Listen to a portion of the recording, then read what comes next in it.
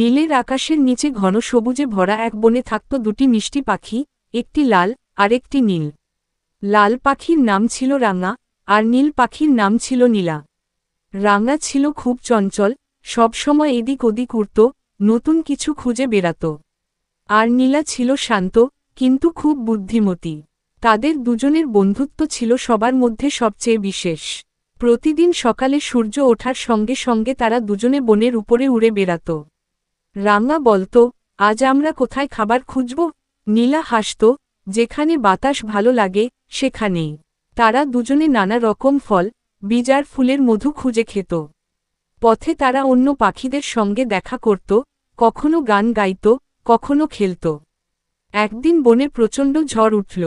ডাল ভেঙে পড়ছে, গাছ দুলছে, বৃষ্টি নেমেছে আকাশ ফুঁড়ে।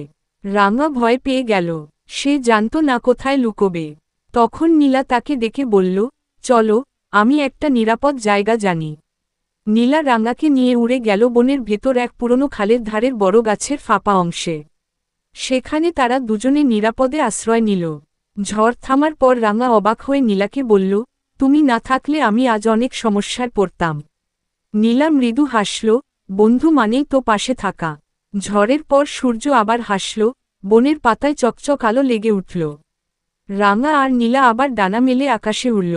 সেদিন থেকে রাঙা আরও বুঝল, বন্ধুত্ব শুধু খেলা বা গল্প নয়, একে অপরকে সাহায্য করার মধ্যেও আসল বন্ধন লুকিয়ে থাকে। এভাবেই লাল পাখি আর নীল পাখি সুখে শান্তিতে বনের আকাশ জুড়ে উড়ে বেড়াত। ভিডিও ভালো লাগলে লাইক আর সাবস্ক্রাইব করে দিও।